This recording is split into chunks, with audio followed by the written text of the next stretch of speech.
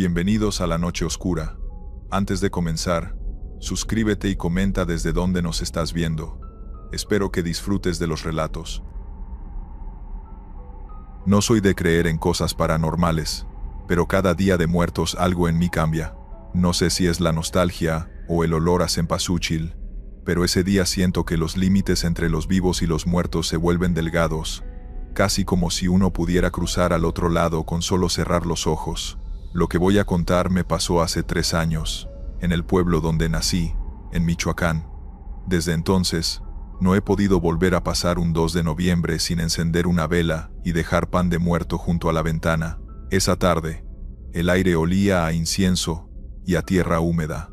Había regresado al pueblo, después de varios años de trabajar en la ciudad. Mi madre me esperaba en la casa con la ofrenda lista, fotos, velas, mole, frutas, y el retrato de mi abuela Rosa en el centro, como siempre. Mi abuela fue quien me crió, y desde que murió, mi madre decía que ella seguía cuidando la casa. Nunca le di importancia, pero esa noche, comprendí lo que realmente quería decir. Cuando oscureció, salimos al panteón. Las calles estaban iluminadas por veladoras, y las flores brillaban como fuego. La gente caminaba en silencio, algunos con guitarras, otros con canastas de comida. El cielo estaba limpio, y solo se escuchaba el sonido de los grillos y el murmullo de los rezos. Llegamos a la tumba de mi abuela, y colocamos las flores nuevas. Mi madre se quedó rezando mientras yo me alejé un poco para mirar el cementerio. Fue entonces cuando la vi. Una mujer de cabello canoso, vestida con un rebozo azul, estaba parada junto a la tumba de al lado. Me pareció familiar. Tenía la misma forma de moverse que mi abuela. Pensé que quizá era una vecina, o alguna tía que no reconocía por la distancia.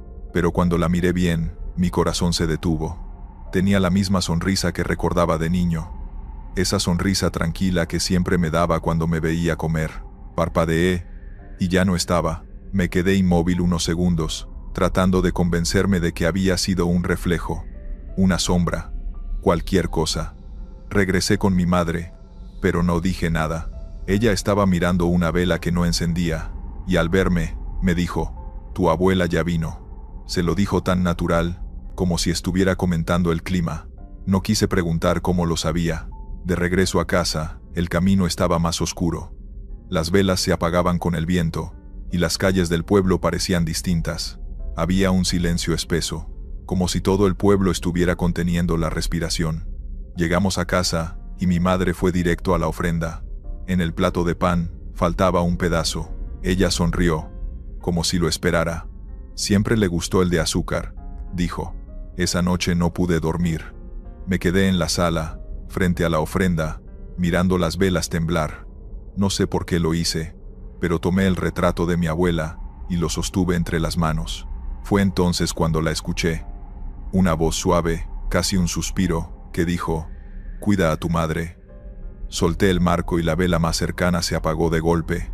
Me levanté sobresaltado, y juro que sentí un aroma fuerte a flores y café recién hecho, como los que ella preparaba en la madrugada. Caminé hasta la cocina, pero no había nadie, solo una taza vacía en la mesa, la que usaba mi abuela. El reloj marcaba las 3 de la mañana. No dormí el resto de la noche. Cuando amaneció, conté todo a mi madre. Ella no se sorprendió. Me dijo que cada año, desde que murió la abuela, alguien de la familia la escucha o la ve. Siempre viene a avisar algo, me dijo con calma. Esa tarde, mientras limpiábamos la ofrenda, mi madre se desmayó. La llevé al hospital más cercano, y los médicos dijeron que había sido una subida de presión fuerte, que pudo haber sido fatal si no la atendía a tiempo. Cuando volvió en sí, le conté lo que había pasado antes, y ella solo sonrió débilmente. «Te lo dije, hijo. Ella siempre cuida la casa». Desde entonces, cada día de muertos regreso al pueblo. Pongo la ofrenda con mi madre. Dejamos pan de azúcar y una taza de café caliente. A veces, cuando el viento sopla, parece que alguien entra por la puerta y suspira. Y aunque me da miedo admitirlo, ya no me asusta, porque aprendí que, en el fondo, el Día de Muertos no es solo para recordar, es también para sentir que no estamos solos, que los que se fueron siguen ahí, en los olores, en los objetos, en el silencio, y cuando la noche se hace más oscura, cuando las velas se consumen, sé que mi abuela está cerca, cuidándonos como siempre lo hizo. Hay noches en las que todavía escucho pasos suaves por el pasillo. No abro la puerta, solo sonrío, enciendo una vela más y susurro: «Gracias, abuela». Y entonces, el aire se llena de ese aroma familiar. Cempasúchil y café. Continuamos con la segunda historia. Me llamo Rubén Morales. Tengo 33 años.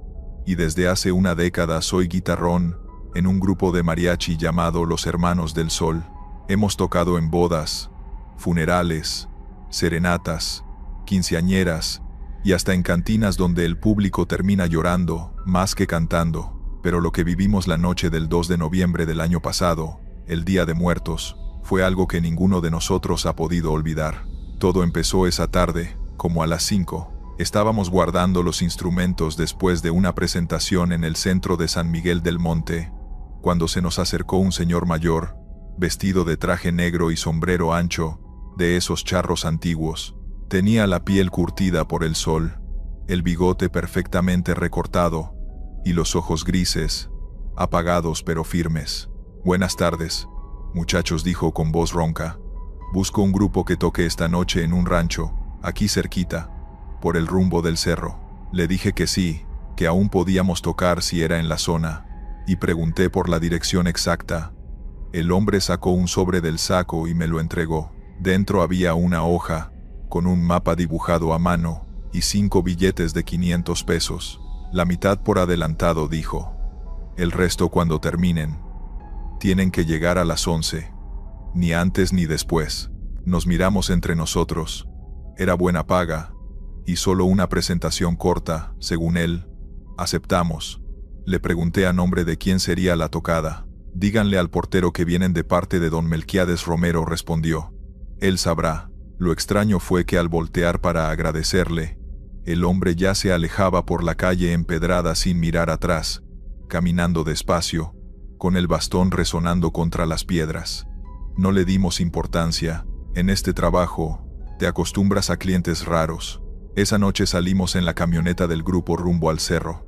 Íbamos Julián, el violinista, Manolo, la trompeta, Chema, el vihuelista, Ernesto, la voz principal, y yo. Mientras subíamos, el camino se volvía más angosto y oscuro. No había faroles, solo el resplandor de la luna. A los costados, los campos estaban cubiertos de flores de cempasúchil, que parecían brillar en la penumbra. Seguimos el mapa, y, después de 20 minutos, llegamos a un portón de hierro con una cruz tallada arriba. A un lado, un hombre con sombrero esperaba, sosteniendo una linterna. «Buenas noches», le dije bajando la ventana. «Venimos a tocar. Nos mandó un señor, Melquiades Romero». El hombre asintió en silencio, abrió el portón sin decir palabra, y señaló hacia el camino. La linterna iluminaba un sendero largo, bordeado por veladoras. «Sigan derecho. Allá los esperan», dijo finalmente. Avanzamos despacio. El camino terminaba en un rancho grande, con la fachada vieja pero bien cuidada. Había música suave de fondo, olor a copal, y de lejos se veían decenas de velas. Parecía una fiesta, pero una muy silenciosa. Nos estacionamos y bajamos con los instrumentos. Había gente reunida en el patio, todos vestidos de manera elegante, como si fuera una celebración antigua. Las mujeres con rebozos bordados, los hombres con trajes oscuros y sombreros. Me llamó la atención que todos parecían muy pálidos, casi translúcidos bajo la luz de las velas. Un hombre alto, con traje negro y moño rojo, se nos acercó. «Gracias por venir, muchachos», dijo con una sonrisa amable. «Don Melquiades los está esperando». Nos condujo hacia el fondo, donde había un altar enorme, cubierto de flores naranjas, velas encendidas, pan de muerto, frutas, calaveritas y retratos antiguos enmarcados en madera. Frente al altar había una mesa con un retrato más grande, el de un hombre de bigote y mirada severa. El anfitrión señaló la foto. «Él es don Melquiades», dijo. «Hoy le cantaremos como en los viejos tiempos». Ernesto, que siempre tenía algo que decir, comentó en voz baja: «Entonces el patrón está Del otro lado, el hombre sonrió sin responder. Solo hizo un gesto para que empezáramos. Afinamos rápido y comenzamos con Amor Eterno. Apenas sonaron los primeros acordes, noté algo raro. La multitud estaba completamente en silencio. Nadie hablaba, nadie se movía, todos miraban hacia el altar, con las manos cruzadas. A medida que la voz de Ernesto llenaba el aire, el viento se detuvo, y el sonido parecía rebotar en los muros del rancho, como si estuviéramos dentro de una iglesia. Al terminar, ni un aplauso, solo el sonido de las velas crepitando. Luego alguien, desde el fondo, pidió el rey, y el ambiente cambió. Los invitados comenzaron a cantar, pero sus voces eran apagadas, casi como ecos. Aún así, seguíamos tocando. Cada canción se sentía más pesada, como si el aire se llenara de polvo invisible. En la tercera canción, Cielito lindo, Julián me dio un codazo y me señaló discretamente hacia el altar. Lo que vi me heló la sangre. El retrato de don Melquiades parecía diferente. En lugar de estar mirando al frente, ahora tenía una leve sonrisa y la cabeza ligeramente girada hacia nosotros. Intenté no pensar en eso. Seguimos tocando hasta que un reloj en alguna parte del rancho marcó la medianoche. En ese momento, el anfitrión levantó la mano y dijo: «Gracias, jóvenes. Ha sido suficiente». Nos detuvimos. Sentí un alivio enorme. Pero entonces, él agregó: «Por favor, acompañen a la familia a cenar antes de irse. Es costumbre». No queríamos ser groseros, así que aceptamos. Nos llevaron a una mesa larga con manteles blancos y platos de barro. Había mole, tamales, champurrado, pan de muerto. El olor era delicioso, pero nadie comía, excepto nosotros. Los demás se sentaban en silencio, sonriendo como si esperaran algo. Cuando probé el mole, sentí un sabor extraño, metálico, pero lo atribuí al nerviosismo. Luego escuché un murmullo detrás. Voces. Muchas voces susurrando al mismo tiempo. Volteé, y por un instante, vi algo imposible. Los retratos del altar parecían moverse, rostros que parpadeaban lentamente, labios que murmuraban. Me levanté de golpe, casi tirando mi silla. Ernesto me miró, confundido. «¿Qué pasa, Rubén?» «Nada, nada. Solo me mareé», pero en realidad, algo dentro de mí gritaba que nos fuéramos ya. El anfitrión se acercó con una sonrisa más amplia que antes. «Ya terminan su cena. Don Melquiades quiere agradecerles personalmente». Nos llevó al fondo del rancho, donde había una pequeña capilla iluminada con velas. Dentro, un ataúd abierto descansaba sobre una mesa, y dentro, perfectamente vestido de charro, estaba el mismo hombre que nos había contratado en el centro del pueblo. Sentí un escalofrío recorrerme entero. El cuerpo estaba allí, inmóvil, pero en su rostro se dibujaba una leve sonrisa. «Él siempre fue amante del mariachi», dijo el anfitrión, casi con ternura. «Murió hace justo 10 años, el 2 de noviembre. Cada año le traemos música, para que no se sienta solo en su día». Nos quedamos sin palabras. Nadie sabía cómo reaccionar. Manolo soltó su trompeta, que cayó con un ruido sordo. De repente, el aire dentro de la capilla se volvió helado. Las velas titilaron, y una corriente de viento recorrió el lugar. Escuché, nítidamente, una voz masculina que dijo: «Gracias, muchachos». Todos lo escuchamos. No había duda. Provenía del ataúd. Salimos corriendo, sin mirar atrás. Subimos a la camioneta y arrancamos a toda velocidad. Nadie habló durante todo el trayecto de regreso. Solo se oía el motor y nuestras respiraciones agitadas. Cuando llegamos al pueblo, paramos frente a la iglesia. Ernesto bajó, hizo la señal de la cruz y dijo en voz baja: «Que Dios nos perdone», si interrumpimos su descanso. A la mañana siguiente, fui al centro a buscar al hombre del bastón, aunque sabía que no lo encontraría. Pero algo me impulsó a ir. Pregunté en las tiendas cercanas si alguien conocía a don Melquiades Romero. Una mujer mayor, con cabello blanco, me miró sorprendida. «Melquiades. Ay, hijo, ese señor murió hace años», me dijo. «Era dueño del rancho del cerro. Cada día de muertos le hacen fiesta a sus nietos, pero ya no invitan a nadie desde que empezaron a pasar cosas raras». Le pedí que me contara más. pero ella solo movió la cabeza. Dicen que los que tocan allá regresan distintos. Algunos ni regresan. Desde entonces, cada año, el 2 de noviembre, recibimos sobres sin remitente en el buzón del grupo. Dentro, siempre hay 5 billetes nuevos de 500, y una nota que dice: gracias por la música. Los esperamos el próximo año. Ninguno de nosotros ha vuelto a tocar en el cerro, pero cada vez que pasa esa fecha, escucho a lo lejos un violín entre el viento. Suena limpio, melancólico, y a veces, lo juro, me parece reconocer nuestra melodía de aquella noche. Quizás siguen allá, tocando para él, o quizás, algún día, cuando ya no estemos de este lado, nosotros mismos seremos los invitados. Vamos con la tercera historia. Esta historia no es mía. Me la contó mi tía Elena, una mujer de esas que no se asustan con nada, de las que crecieron viendo la muerte tan de cerca que ya la sienten como una vecina más. Ella vive en un pueblo de Guanajuato, donde cada día de muertos el panteón se llena de velas y canciones, y donde dicen que los muertos no descansan del todo, sino que vuelven un ratito, solo para mirar si los recordamos. Hace unos años, mi tía trabajaba como encargada del panteón municipal. No era un trabajo bonito, pero lo hacía con cariño. Aquí todos me saludan, aunque no hablen, decía siempre entre risas. Se encargaba de mantener las tumbas limpias, cuidar las flores y cerrar las puertas al anochecer. Pero una noche del 1 de noviembre, algo cambió su forma de ver esa rutina para siempre. Esa tarde, el cielo se puso gris temprano. Parecía que iba a llover, pero nunca cayó ni una gota. El aire estaba pesado, como si el pueblo entero se preparara para algo. Las familias llegaban al panteón cargando flores, velas, pan y fotografías. Algunos cantaban, otros lloraban bajito. Los niños corrían entre las tumbas jugando a asustarse, y mi tía los regañaba para que no pisaran los montículos de tierra fresca. Cuando el sol empezó a ocultarse, la mayoría de las familias se fueron. Solo quedaron unos cuantos rezando. Mi tía se quedó cerrando los candados del portón principal, cuando escuchó risas detrás de ella.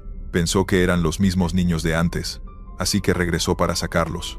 Pero al mirar entre las tumbas, no vio a nadie.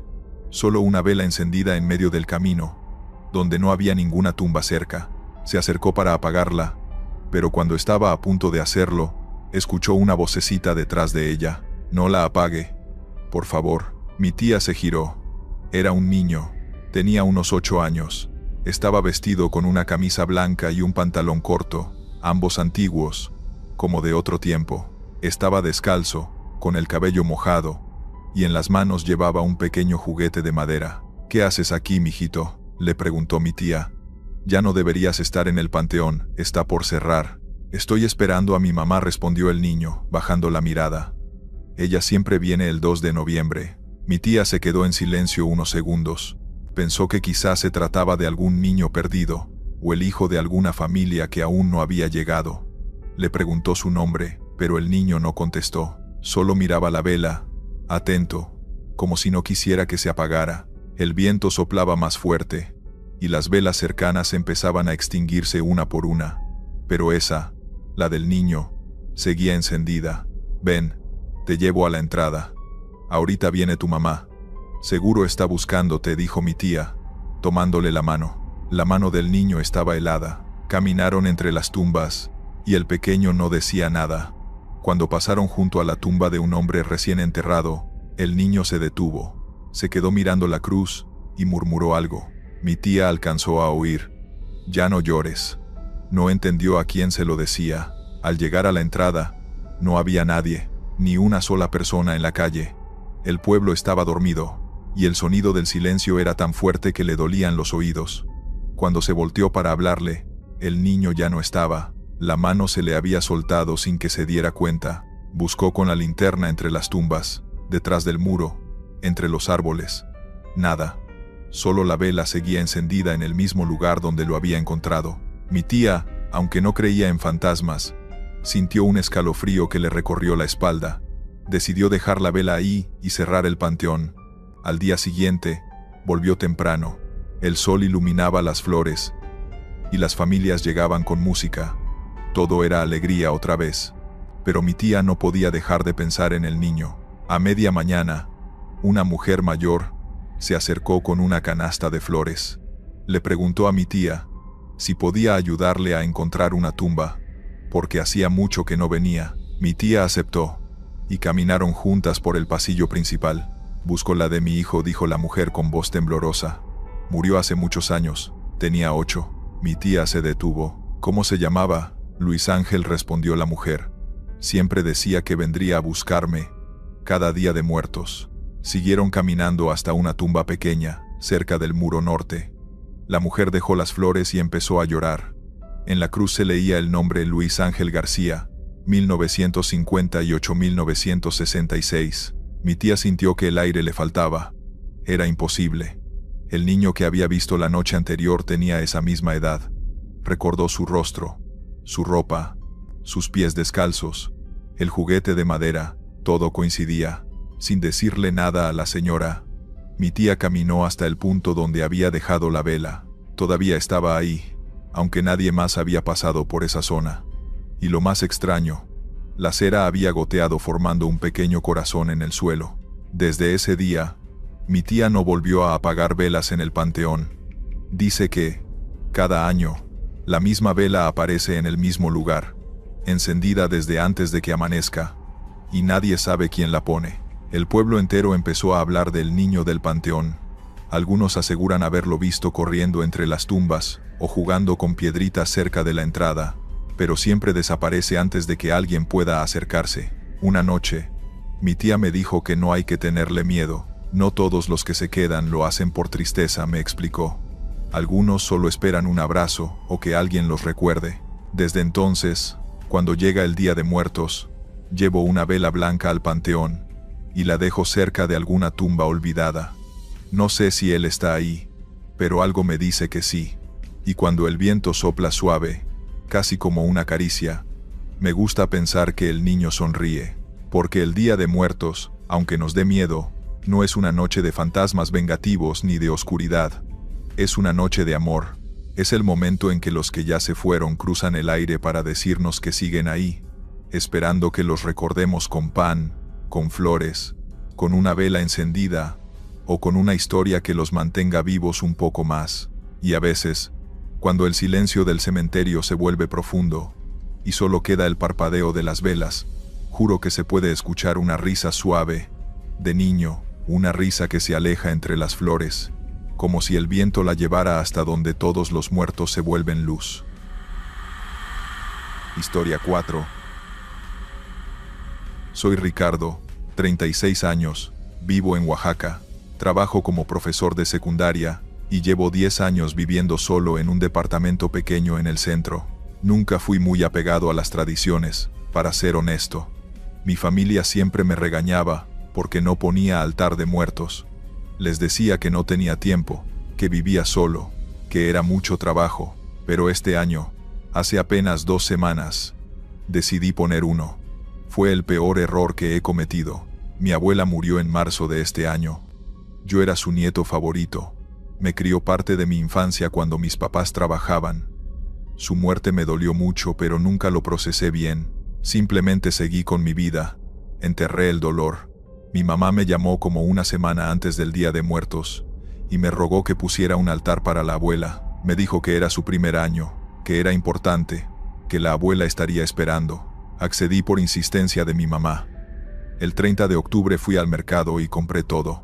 Papel picado, veladoras, cempasúchil, calaveras de azúcar, pan de muerto. Compré también la foto de mi abuela, que mi mamá me había enviado por WhatsApp, y la mandé a imprimir.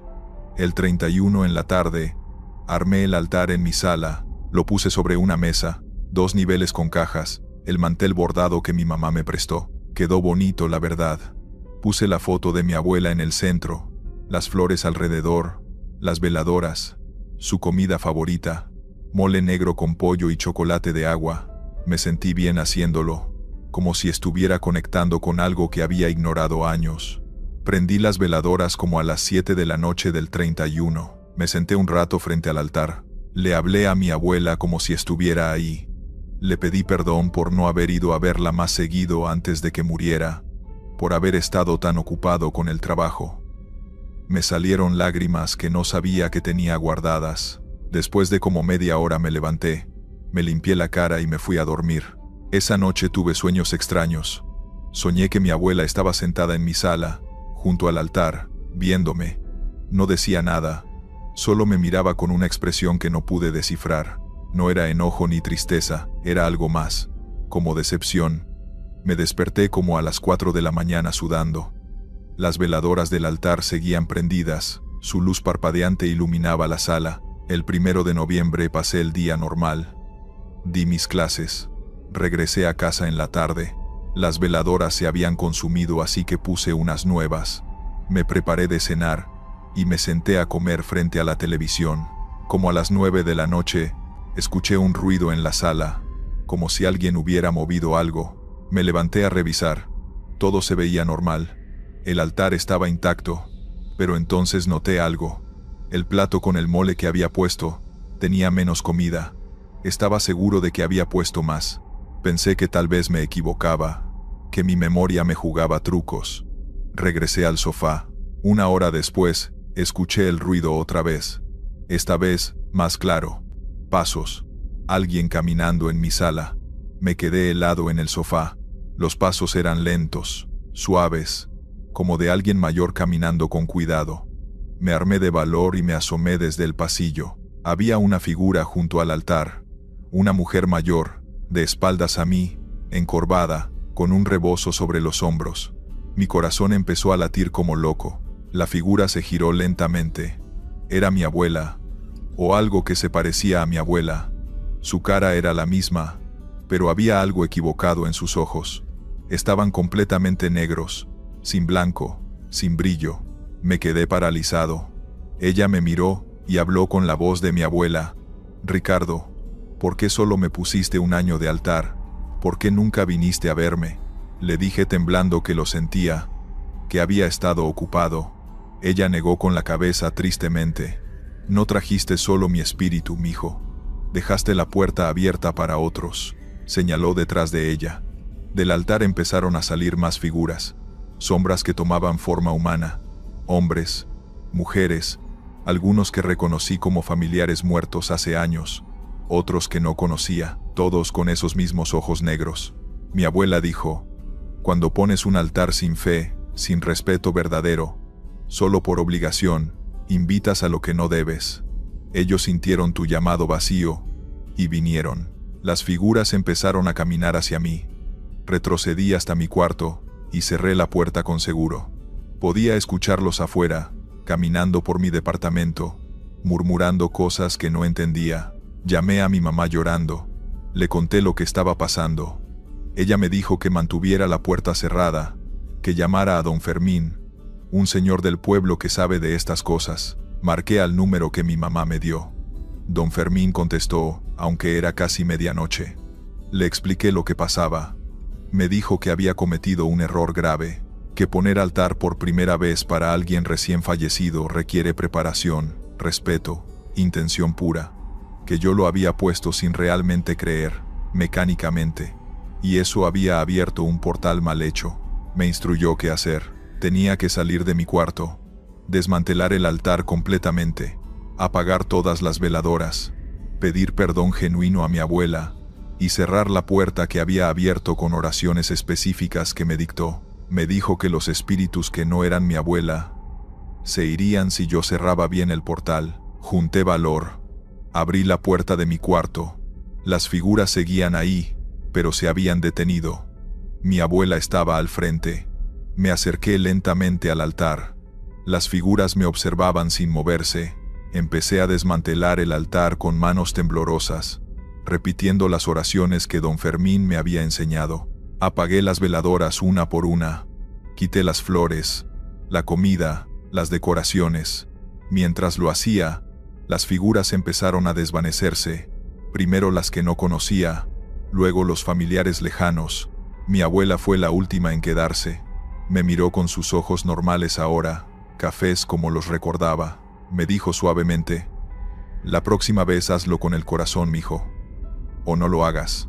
Luego ella también desapareció. Terminé de desmantelar todo. Guardé las cosas en cajas. El departamento quedó en silencio absoluto.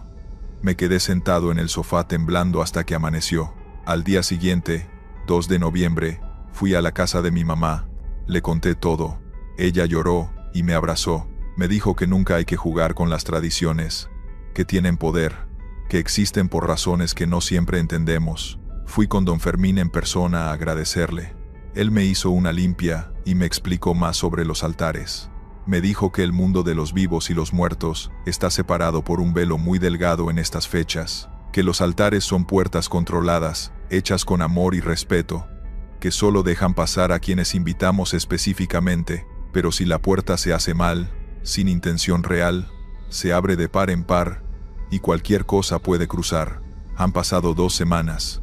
No he vuelto a ver a mi abuela ni a las otras figuras, pero a veces, en las noches, escucho pasos suaves en mi departamento cuando debería estar solo, y cada vez que paso junto al lugar donde estaba el altar, siento un frío que no debería estar ahí, como si algo de lo que dejé entrar todavía no se hubiera ido completamente.